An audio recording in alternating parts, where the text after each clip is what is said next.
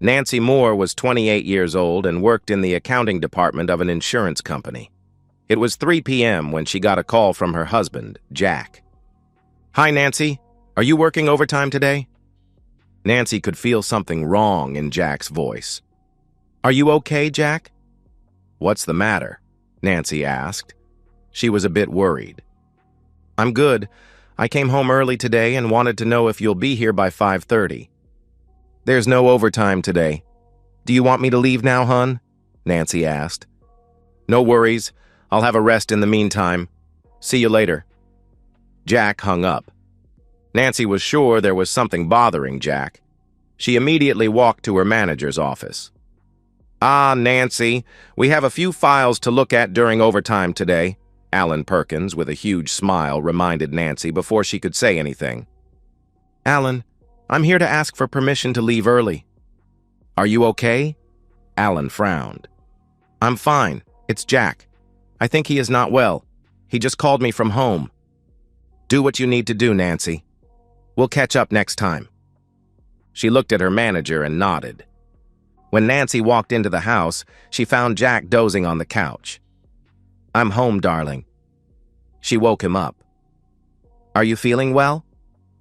"Yes, sure." Jack sat up. "I'm a little bit tired. You are early." He glanced at his watch. "I left immediately after your call. I know you, Jack Moore. There is something bothering you." Nancy sat by his side on the couch. "It's that we need to talk." Jack turned his face and looked Nancy in her eyes. "Oh, God," Nancy thought. "Please, I don't want any bad news." She inhaled deeply. "What do you want to talk about, Jack?" she asked with fear. "I don't know how to start. You will agree that lately we have drifted apart." Nancy frowned. "I will be direct with you, Nancy. I have fallen out of love with you." "What?" Nancy jerked. "Honey, we are a married couple, and we have lots of goals for our future. You know that in a couple of months I will be off the pill. As we have discussed, we will start a family by the beginning of next year. We will buy our own house and—" "I know, Nancy," Jack cut in. "I have met someone." "Someone?" Nancy held back her tears. "Yes, a young woman, and we are in love. I'm sorry, but there's no easy way to tell you this.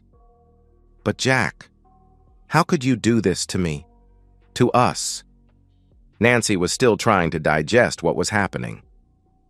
"We have known each other for 5 years and been married for 3. The last 6 months you've changed and you have been neglecting me." "I have never neglected you, Jack. I am always here for you. You started with your weekly overtime, sometimes twice a week. But Jack, I am doing it for us. We need the money to buy a house. Then you started your weekly girls' night out with your colleagues. Afterwards, every Saturday you went shopping for a couple of hours. I work so hard, Jack, I need some time off for myself." "Have you ever thought about me?" Jack almost shouted. "Instead, with your colleagues, we could have gone out once a week on a date. On Saturdays, we could have gone shopping together." Nancy looked at the floor. Now she realized what she had done. "Please, Jack, I love you. We can work it out." "Nancy, 3 months ago when I talked to you about these issues, you were angry. You even raised your voice at me. Do you remember?" "I am really sorry, Jack, if I hurt you. I didn't see it that way 3 months ago. Now I know I was caring only for myself. Please, Jack, give me another chance. Let's work on our marriage." 3 months ago, I was completely down. During my lunch break, she came to sit by my side. She works in another department. She noticed that I was crying. She befriended me, and a couple of days later, she asked me what was wrong with my life. I told her everything. I needed to share my pain with someone, and she became a shoulder to cry on. Is she the one? Yes, Nancy. She is the one. And slowly we became emotionally attracted, and finally we fell in love. What's her name? What does she do? Nancy asked, with tears running down her face. Her name and what she does is not important. Better you don't know her. Have you two been intimate? Nancy asked. Yes, Nancy, I'm sorry. How could you? Nancy yelled. Nancy, tell me, when was the last time we made love? Jack asked. It was, Nancy tried hard to remember. It was 1 month ago, and it was not lovemaking. We just had a quick time because you were so tired. During these last 6 months, you have always been tired. We only had intimacy 3 times. But Jack, you should have asked. You should have initiated something. Nancy, intimacy forms part of the life of a couple. It comes naturally. There is nothing to ask, Jack replied. So you have been getting from her what I wasn't giving you. Yes, and more than that, Jack replied. Nancy frowned. She does things that you have always refused to do, Jack continued. But I never knew that you like it. Nancy tried to protest. Then she is better than me in bed, Nancy sobbed. I would rather say I get more pleasure with her. She always tries to look for the sensitive spots on my body, Jack replied. I'm sorry, Jack, if I could not be enough for you in bed. You will be served tomorrow. I filed under irreconcilable differences. Today I have taken 50% of our savings. We will keep our respective cars. We are both working. There is no question of alimony. The lease of this house expires in a few months. I will be staying here. Tonight I will move to the guest room. It's better you call your parents and explain everything. I presume you will move out to their place. Will she move in here in the meantime? Nancy asked. No, she won't. She doesn't want to touch your things, our furniture, or anything else that will remind me of you and our time together. In fact, we have already looked for an apartment at the new complex Lakeshore Heights. We have chosen one with the balcony which opens onto the lake. The building will be ready in a couple of months, which is a good thing for me as I will need to vacate from here almost at the same time. Lakeshore Heights, Nancy thought. That is where I was planning to move and wanted to convince Jack to buy an apartment. But why don't you move in with her? Nancy asked. She has a roommate in her 2-room apartment, and initially they put forward a rule not to bring in any third party. For this reason, we always had to book a motel room, and sometimes we did it in my car back seat. Jack, I love you and want to spend the rest of my life with you and grow old with you. Is there any way we can work on our marriage? I will close my eyes on your 3 months getaway with this girl. I will never bring this up, I promise. I will give you everything that she's giving you. I will never refuse you anything. We can go to counseling. Unfortunately, Nancy, I have already made up my mind and taken the decision. Jack stood up. I am going to take my things to the guest room and have a little nap. What if I refuse the divorce? I'll fight it, Nancy shouted. You'll spend a ton of money on lawyers' fees, and worst case scenario, we will simply resign from our jobs and move far away together. I will stay married to you but not live with you. You can't do that. It's not legal. It is indeed. There is no law in this country which can force me to stay here with you. Jack walked away. Nancy cried. Later, she called her parents and briefly explained the situation. Half an hour later, they were sitting by her side in the living room. How could he do this to you? John, Nancy's father, was furious. He can't throw away 3 years of marriage because of you not taking care of him for a couple of months, Mary shouted. He should have talked to you and settled any concerns. It was my fault, Mom. Nancy dried her tears. I have been neglecting him, and this pushed him into the arms of that woman. He should understand that you were doing all these for both of you, and you needed some time for yourself because of your work pressure, John said. I want to talk to him. Please call him down here. No, Dad. He is having a rest. You can have a talk with him in a couple of days when you've calmed down. Will you pack your things and come with us? We will help you, Mary asked her daughter. I will stay, Nancy said while her parents sat down confused. I will try to conquer him back. Are you sure? Both parents asked at the same time. Yes, Nancy replied. Okay, we are leaving now, but if there is anything, just give us a call. Understand? Yes, Dad. Nancy went to her room and cried till she fell asleep. In the middle of the night, she woke up and walked down to the kitchen. She found an empty pizza box near the trash can. "He didn't wake me up for dinner. He ordered takeout for himself only," Nancy thought. She drank a glass of water and went back to bed. The following morning, when she came out of her room, she could hear the garage door closing down and Jack's car speeding away. She got ready and drove to work. Before lunch, Alan Perkins called Nancy in his office. "Since this morning you've been acting weird. It seems that you've been crying. Everything okay at home?" he asked. "Jack is divorcing me." "What? How? Does he found someone else. He is in love with her." "I'm really sorry," Alan replied. "He said that I have been neglecting him, which is true." Nancy bowed her head. "He found solace in a young woman working in the same company." "Do you need some time off? You can take as many days off as you want." "I will let you know when I'll need them. For now, I prefer to come to work, but there won't be any staying late." "I understand," Alan replied. That afternoon, Nancy cooked Jack's favorite meal. The kitchen was filled with the aroma when he arrived home. He went directly to his room without any word to Nancy. Later, he came down cleaned and changed. "I have a date with her," he told Nancy. "I have cooked for both of us and—" Nancy was almost crying. "Better you don't cook for me as from now. We'll do our things separately." "As you wish, Jack." "Don't know what time I will be back." Jack walked to the door. "I love you, Jack." Tears flew down her face. Jack closed the door behind him.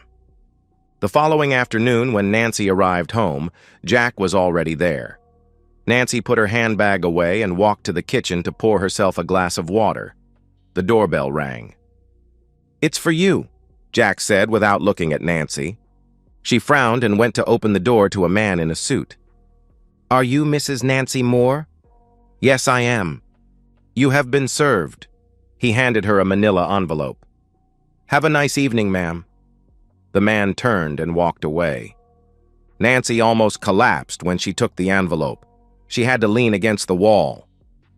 "Please sign it and let's move on with our life," Jack said at her back.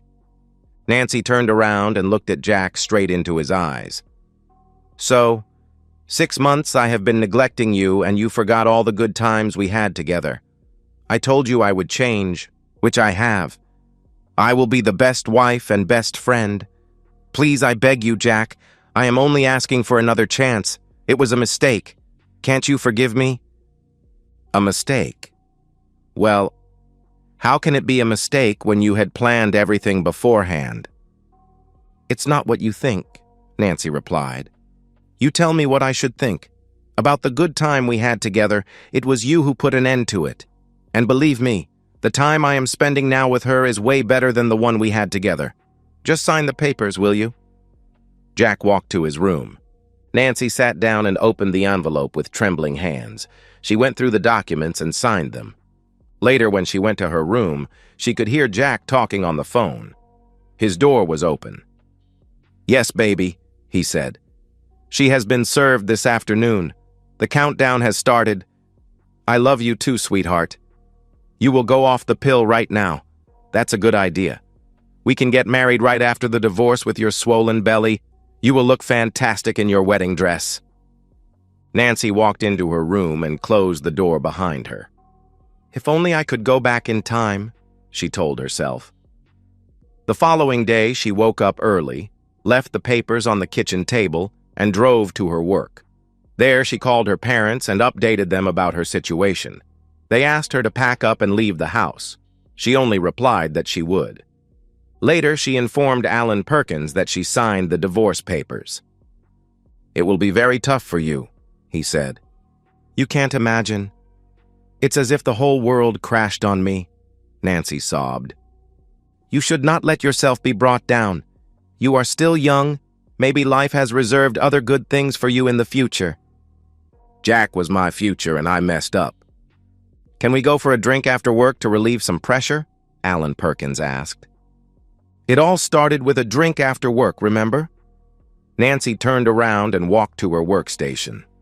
As the days went by, Jack would come home late after eating out. When he was at home, he would make himself a sandwich. He would do his own shopping. Nancy started to be more provocative at home, walking in shorts and a tank top. She would sometimes come to the kitchen, wrapped in a towel when Jack was there. She would play the music and songs that he liked most. Sometimes she would bend in front of him. She would always wait for him in the evening and try to start a conversation. Sometimes he would refuse, pretending to be tired, and would go to his room. But sometimes he would sit down and listen to her. She never talked about the other woman. She always made it a must to bring back their old memories together, where she would see glitter in his eyes and a smile on his face. But then he would change the conversation. On weekends, Jack would mow the grass or find something to keep him busy, avoiding Nancy. In the evening, he would go out alone and come back very late. One Friday, she called Jack and asked him for a date that evening. It would be dinner and dance. He accepted. She was extremely happy. Even her colleagues saw the change in her. She came home early and prepared herself. She applied nail polish and chose the dress that Jack liked the most, a short-sleeve pleated turquoise dress. She did her hair and chose her makeup carefully. They had a nice dinner. They talked about everything except their actual situation. At a certain moment, Nancy felt that whatever happened during those last 6 months was like a nightmare, and she just woke up, putting everything behind her, as if they were still the madly in love couple as they used to be. After dinner, they took their drinks and went to sit near the dance floor. A man came and invited Nancy to dance. She looked at Jack. The latter shrugged his shoulders. She politely declined, and the man walked away. "Will you have this dance with me?" she asked Jack. Without a word, Jack stood up, took her by the hand, and pulled her to the dance floor. They danced 5 songs in a row. They moved to the rhythm of the music. When they were returning to their table, a slow song started. Without a word, Nancy pulled Jack to the dance floor, clung to him, and placed her head on his shoulder. He could feel her breath on his neck. For weeks, she wanted to hug him, feel his body against her, and make passionate love to him. She didn't care if people were watching or what they were thinking. She was with her man and could do whatever she wanted. She gave a sudden push forward toward Jack's body. "Let's go home," Jack whispered in her ear. Nancy smiled. On their way back, Jack focused on his driving while Nancy sat down and hummed a few songs they just danced together. After Jack parked his car in the garage, Nancy ran to her room, left the door open, got undressed, and lay naked on the bed waiting for her husband. Jack walked down the hallway, passed by Nancy's room without turning to glance at her, and made his way to the guest room. A shocked Nancy lay on the bed, trying to figure out what happened. She jumped and rushed to the guest room. She opened the door without knocking. Jack was shirtless. "What happened? Why don't you take your wife?" "It's been weeks since you didn't touch me, and I am excited as hell. And I know you are too, as I could feel on the dance floor." "Nancy, we are getting a divorce. We can't be intimate. We are still married, and I am still your wife. Please, honey." She approached Jack and tried to hug him. He avoided her and sat on his bed. "Take what is yours, Jack. Do whatever you want with me. I will never refuse you anything." She sat by his sides and tried to kiss him on the lips. He turned his face away and she got his cheek. "Please, Jack, don't leave me. Don't divorce me. I love you. I only ask for your forgiveness. I know we can work it out. Let's just forget that stupid 6 months as if they never existed. You can do it, Jack, because you don't hate me." "It's a bit too late, Nancy," Jack replied. "It's never too late, Jack. Your weakness has led you to someone else. You were vulnerable because of the situation I created. I was stupid, egotistical, and selfish. I've learned my mistakes, and I promise it will never happen again. I will be the best wife walking this earth." Jack didn't say anything. He had a distant look in his eyes. Nancy knelt in front of him and took both his hands. "I'll be your girl, Jack. Your wish is my command. You can hit me, beat me every day. Punish me for what I did to you, humiliate me, but Jack, be my husband till death do us part," she cried. "I can't." Jack looked down at her straight into the eyes. "But why can't you?" Nancy asked. "Because I can't cheat on her." Nancy stood up with anger. Her! She yelled. "Who is she, by the way? Can't you see that she is a homewrecker? The cheating woman has seduced you and played with your weakness. She knew you were married, and this did not stop her seduce you. How do you know that she will not cheat on you?" "She won't. Whatever you just told me you would do, she'll be more than that." Resigned, she walked to the door and stopped. "I'm tired, Jack. This divorce is eating me up. First thing tomorrow, I'll call my parents to come and help me to pack," she said without turning to face him. "I am really sorry for my mistakes. Please forgive me for the pain I caused you. I wish I was wiser. I wish you a happy life with your future wife." She walked away to her room with her head bowed down. The following morning, Nancy's parents came early. "Dark circles under your eyes? Sleepless nights again?" Mary asked. Nancy didn't reply. "You should have left this place the first time he dropped the bomb on you," John told his daughter. "I know, Dad, but I wanted to gain him back." "Just forget him. There are tons of young men out there who will fall for you in a heartbeat," Mary spat. "I have a few words to tell this jerk. Wake him up." John grew angry. "Just leave him alone. You'll waste your time, Dad. Mom, come help me with the packing, please." "You wanted to talk." Jack walked down the stairs. "Yes, jerk." John turned red with anger. "You are a real son of a blip." "Dad, please." Nancy shook her head. "I need to tell this worthless man exactly what I think about him." John turned towards Jack. "Because of your male ego, you can't accept that your wife should also have some private moment for herself. She's been working very hard, overtime after overtime, and for what? To bring extra money so that both of you can buy a house as soon as planned.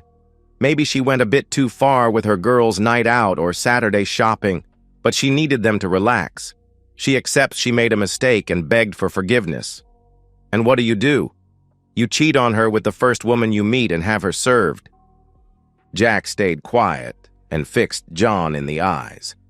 Nancy held her father's arm and tried to pull him upstairs to her room. "The first day you brought him to our house, I knew he would not be a good fit for you, Nancy. You were so much in love that I kept quiet and prayed that I was wrong." "Come on, John," Mary soothed. "We have more important things to do." Both mother and daughter took John by the arms and brought him upstairs. Jack opened the door and found John's van in the middle of the driveway. He decided to walk 2 blocks to the nearest coffee shop. 3 months later. On the eve the case would be heard, Nancy took some days off work. With her parents, they went to spend some time in their cabin. She wanted to be away from the crowd. She knew the divorce would be granted by the judge, and she didn't want to be there at the court. She didn't want to be disturbed by friends and colleagues. She asked her parents to turn their cell phones off. The following morning at 11 o'clock, there was a knock at the door. All 3 looked at each other. No one knew where they were. Mary opened the door to Jack, standing at the entrance. "I need to tell Nancy a few things, and it's good if you are present," Jack told Mary. "How dare you come here, jerk! Get out of my property now!" John shouted. Nancy stayed quiet. She did not know what to do. "I have tried to call everywhere and even went to your house. I presume you have all your cell phones shut down." Jack addressed himself to Mary, ignoring John. "I knew all of you would be here." He was still standing at the door. "What do you want, Jack?" Nancy found the courage to ask. "The judge has already granted the divorce at 10 this morning. We are single as of today," Jack answered. "You came here all the way just to inform my daughter about being single again?" Mary raised her voice. "Please, go away before I break your jaws." John pointed his finger at Jack. "My daughter has been suffering for the last 3 months, and you come here today to put the final nail in the coffin." "I have been suffering for 6 months and no one has ever noticed," Jack yelled. Everyone was taken aback by Jack's sudden burst of anger. He pushed Mary aside and walked into the cabin. There was never a she, a her, or a female colleague, Jack barked at Nancy. I have never cheated on you, Nancy. It was a setup. But why? Nancy was shocked by Jack's revelation. John and Mary stood still. Why? Can you confirm the same? Jack asked. Confirm what? Nancy asked. That you have never cheated on me? Nancy suddenly felt her feet becoming weak. She could not stand. She sprawled onto her chair. Jack turned to his ex-in-laws. For 6 months, this cheating woman has been cheating with her boss, Alan Perkins. There was a sudden, complete silence in the room. John and Mary could not believe their ears. They looked at their daughter. She could not face them. She started to cry. All those overtimes, girls' night out or Saturday shopping, you were cheating with him in motels or in the backseat of his car. I had a private investigator follow you, and I have DVDs, lots of them. Please, darling, John pleaded to Nancy. Tell me that this is not true, that he is lying. I am sorry, Nancy cried. I could have divorced you with all the proof I had, but I wanted to do something to make you suffer, for you to feel what I felt, for you to know what being cheated on means. I wanted you to be hurt, to feel the pain, to bleed. Jack spat. You did things with him that you have always refused me. You know what I am talking about. You let him belittle me when he was with you. You gave him what belongs to me. You disrespected me. You didn't have time for me, but you were spending every little moment with him. You are the worst unfaithful woman I know. Nancy cried louder. Mary held her husband tight. Put your phone on. You should have hundreds of calls from your work and Alan. Nancy frowned. She took her cell phone and started it. She had lots of missed calls and messages.